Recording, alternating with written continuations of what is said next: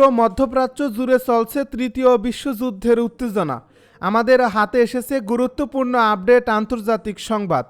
শুরুতেই থাকছে লোহিত সাগরে আবারও জাহাজে ব্যাপক হামলা, নিহত 2। এবারে থাকছে রাশিয়ার বিরুদ্ধে অ্যাকশনে যাচ্ছে যুক্তরাষ্ট্র।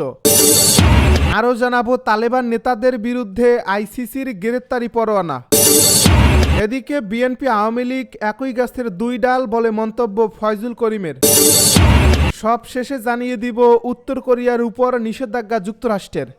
এতক্ষণ শুনছিলেন আপডেট আন্তর্জাতিক সংবাদের শিরোনাম, এবারে বিস্তারিত। তবে তার আগে অনুরোধ রইল ভিডিওটিতে একটি লাইক এবং কমেন্ট করে জানিয়ে দিন ভিডিও সম্পর্কে আপনার মূল্যবান মতামত। আরও জানিয়ে দিন ভিডিওটি কোথা থেকে দেখছেন বা কোন জেলা থেকে দেখছেন। লোহিত সাগরে আবারও জাহাজে হামলা, নিহত 2। আবার উত্তপ্ত লোহিত সাগর। ইয়েমেনের হোদেইদা উপকূলে সোমবার একটি বাণিজ্যিক জাহাজে হামলা চালিয়েছে বন্দুকধারীরা। এই হামলায় 2 জন ক্রু সদস্য নিহত হয়েছে এবং আরও 2 জন নিখোঁজ রয়েছেন। পর্যবেক্ষক সংস্থাগুলোর বরাত দিয়ে দুবাই থেকে বার্তা সংস্থা এএপি এ খবর জানিয়েছে। গেল 24 ঘন্টার মধ্যে লোহিত সাগরে দ্বিতীয় জাহাজটি হামলার শিকার এটি। মঙ্গলবার জাতিসংঘের এক বৈঠকে লাইবেরিয়ার একটি প্রতিনিধি দল জানিয়েছে গ্রিসের পরিচালিত এবং লাইবেরিয়ার পতাকাবাহী ইটারিনিটি সি কার্গো জাহাজে গুলি, রকেট ও দূর নিয়ন্ত্রিত বিস্ফোরক ভর্তি নৌকা ব্যবহার করে এই হামলা চালানো হয়েছে। এতে 2 নাবিক নিহত হয়েছেন। এর আগে ইয়েমেনের হুতিরা গত রোববারের একটি হামলার দায় স্বীকার করেছিল, যেখানে লোহিত সাগরে বন্দুকধারীরা একটি বাণিজ্যিক জাহাজে গুলি চালিয়ে রকেট চালিত গ্রেনেড হামলা এবং অন্যান্য অস্ত্র দিয়ে আঘাতের পর ক্রুদের জাহাজ ছেড়ে যেতে বাধ্য করে। কয়েক মাসের মধ্যে এই ঘটনাটি ছিল গুরুত্বপূর্ণ সামুদ্রিক পথে বাণিজ্যিক জাহাজের উপর প্রথম হুতিদের আক্রমণ। যুক্তরাজ্য ভিত্তিক নিরাপত্তা সংস্থা অ্যামরে সোমবার জানিয়েছে লোহিত সাগরে উত্তর দিকে যাওয়ার সময় লাইবেরিয়ার পতাকাবাহী একটি বাল্কো ক্যারিয়ারের দিকে 2টি স্পিক এবং ড্রোন আক্রমণ করে। এই স্কিপগুলো জাহাজের উপর গুলি চালায় বলে জানা গেছে এবং জাহাজের আর্মড সিকিউরিটি টিম পাল্টা গুলি চালায়। এ সময় 2 ক্রু আহত ও আরও 2 ক্রু নিখোঁজ রয়েছে বলে জানা গেছে। লাইবেরিয়ান জাহাজ প্রতিনিধি দলের দাবি অনুযায়ী 2024 সালের জুনের পর লোহিত সাগরে জাহাজ চলাচলের ক্ষেত্রে প্রথমবারের মতো ইটারিনিটি সিতে এই মৃত্যুর ঘটনা ঘটছে। এই ঘটনার পর লোহিত সাগরে চলাচলকারী জাহাজগুলোতে হামলায় নিহত নাবিকের সংখ্যা 6 জনে দাঁড়িয়েছে। রাশিয়ার বিরুদ্ধে অ্যাকশনে যাচ্ছে যুক্তরাষ্ট্র। রুশ প্রেসিডেন্ট ভ্লাদিমির পুতিনের উপর চটেছেন মার্কিন প্রেসিডেন্ট ডোনাল্ড ট্রাম্প। তিনি রাশিয়ার বিরুদ্ধে অ্যাকশনে যাওয়ার ঘোষণা দিয়েছেন। মস্কোর বিরুদ্ধে অতিরিক্ত নিষেধাজ্ঞা আরোপের বিষয়ে চিন্তা ভাবনার কথা জানিয়েছেন তিনি। মঙ্গলবার আল জাজিরার এক প্রতিবেদনে এই তথ্য জানানো হয়েছে। প্রতিবেদনে বলা হয়েছে, যুক্তরাষ্ট্রের প্রেসিডেন্ট ডোনাল্ড ট্রাম্প ইউক্রেনে চলমান যুদ্ধের জন্য রাশিয়ার প্রেসিডেন্ট ভ্লাদিমির পুতিনের প্রতি অসন্তোষ প্রকাশ করছেন। তিনি মস্কোর বিরুদ্ধে অতিরিক্ত নিষেধাজ্ঞা আরোপের বিষয়ে চিন্তা ভাবনা করছেন বলে জানিয়েছেন।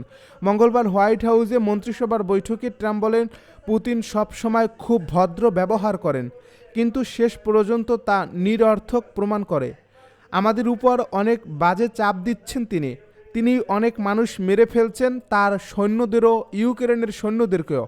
রাশিয়ার উপর মার্কিন চীনের প্রস্তাবিত নতুন নিষেধাজ্ঞার প্রশ্নে তিনি বলেন, আমি খুব গুরুত্ব দিয়ে বিষয়টি দেখছি, তবে বিস্তারিত জানতে অস্বীকৃতি জানিয়ে সাংবাদিকদেরকে বলেন, আমি আপনাদের বলে দিতাম না, একটু চমক থাকা কি ভালো নয়? এদিকে একই দিনে ব্রিটিশ পার্লামেন্টে দেওয়া ভাষণে ফ্রান্সের প্রেসিডেন্ট ইমানুয়েল ম্যাক্রো বলেন, ইউরোপ কখনো ছেড়ে যাবে না ইউক্রেনকে। তিনি আরও বলেন, যুক্তরাজ্য ও ফ্রান্স মিলে একটি জোট গঠন করে ইউক্রেনকে সহায়তা অব্যাহত রাখবে। মার্কিন গণমাধ্যম জানিয়েছে, অস্ত্রের মজুদ কমে আসায় ওয়াশিংটন ইউক্রেনে ক্ষেপণাস্ত্র ও গোলাবারুদ সরবরাহ সাময়িকভাবে স্থগিত করছে। পেন্টাগন জানিয়েছে, যুক্তরাষ্ট্রের অস্ত্র সক্ষমতার পর্যালোচনা চলছে।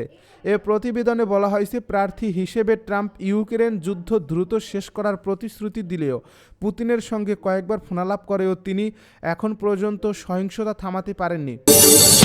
তালেবান নেতাদের বিরুদ্ধে আইসিসির গ্রেপ্তারি পরোয়ানা। আন্তর্জাতিক অপরাধ আদালত মঙ্গলবার 2 শীর্ষ তালেবান নেতার বিরুদ্ধে গ্রেপ্তারি পরোয়ানা জারি করছেন। তাদের বিরুদ্ধে নারী ও মেয়েদের উপর নির্যাতনের জন্য মানবতা বিরোধী অপরাধের অভিযোগ আনা হয়েছে।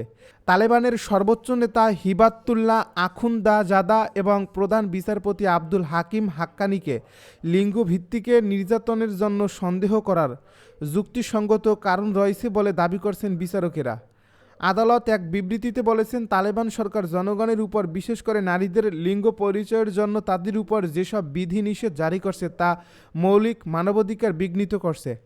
আইসিসির বিচারকেরা বলেছেন, তালেবান নারীদের শিক্ষা, গোপনীয়তা এবং পারিবারিক জীবনের অধিকার এবং চলাফেরা, মত প্রকাশ, চিন্তা ভাবনা, বোধ ও ধর্মের স্বাধীনতা থেকে গুরুতরভাবে বঞ্চিত করছে। এছাড়া তালেবানের লিঙ্গনীতির সঙ্গে অসঙ্গতিপূর্ণ দাবি করে লিঙ্গ পরিচয় ও যৌনতার বিষয়ে মত প্রকাশের জন্য অন্য ব্যক্তিদের লক্ষ্যবস্তু করা হয়েছে। আদালত আরও বলেছেন, উল্লেখিত অভিযোগ তালেবান ক্ষমতায় আসার পর 2021 সালের 15 আগস্ট থেকে অন্তত 20 জানুয়ারি 2025-এর মধ্যে সংঘটিত হয়েছে। নেদারল্যান্ডসের হেগে অবস্থিত আন্তর্জাতিক অপরাধ আদালত মূলত বিশ্বের যুদ্ধাপরাধ, মানবতা বিরোধী অপরাধের মতো জঘন্য অপরাধগুলো নিয়ে কাজ করে। তবে এটির নিজস্ব কোনো পুলিশ বা বাহিনী নেই। সদস্য রাষ্ট্রগুলো এই গ্রেপ্তারি পরোয়ানাগুলো সম্পন্ন করে। তত্ত্বগতভাবে এর অর্থ হলো, আইসিসির গ্রেপ্তারি পরোয়ানা জারি থাকা যে কেউ আটকের ভয়ে সদস্য রাষ্ট্রে ভ্রমণ করতে পারবে না। বিএনপি আওয়ামী লীগ একই গাছের দুই ডাল বলে মন্তব্য ফয়জুল করিমের। ইসলামী আন্দোলন বাংলাদেশের সিনিয়র নায়েবে আমির মুফতি সৈয়দ মুহম্মদ ফয়জুল করিম বলেছেন, 91-96 সালে বিএনপি ক্ষমতায় ছিল। সেই সময় পেপার পত্রিকা দেখেছেন, সেই সময় দেখলাম 3 বার দুর্নীতিতে বিশ্ব চ্যাম্পিয়ন হয়েছে। এরপর আবার দেখলাম 5 বার বড় বড় শিরোনামে। বিএনপি ও আওয়ামী লীগ একই গাছের দুটি ডাল, মুদ্রার এপিঠ ও ওপিঠ। মঙ্গলবার বিকেলে শহরের মাদ্রাসা মোড়ে ইসলামী আন্দোলন বাংলাদেশ নাটোর জেলা শাখা আয়োজিত রাষ্ট্র সংস্কার, গণহত্যার বিচার ও সংখ্যানুপাতিক পিআর পদ্ধতিতে সুষ্ঠু নিরপেক্ষ নির্বাচনের দাবিতে গণসমাবেশে প্রধান অতিথির বক্তব্যে তিনি এসব কথা বলেন।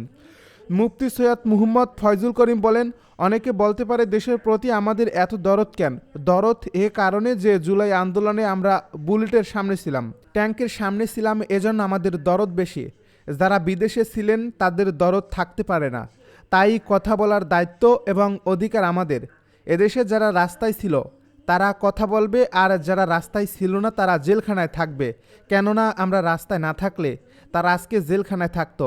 ইসলামী আন্দোলন বাংলাদেশ নাটোর জেলার সভাপতি মাওলানা মোহাম্মদ আলী সিদ্দিকীর সভাপতিত্ব অনুষ্ঠানে বক্তব্য রাখেন ইসলামী আন্দোলন কেন্দ্রীয় কমিটির প্রেসিডিয়াম সদস্য অধ্যাপক মাহবুবুর রহমান, রাজশাহী বিভাগীয় সাংগঠনিক সম্পাদক মুফতি শেখ মুহম্মদ নুরুন নবী, জেলা জামায়াতের আমির অধ্যাপক ডক্টর মীর নুরুল ইসলাম এবং নায়েবে আমির অধ্যাপক ডক্টর ইউনুস আলী প্রমুখ।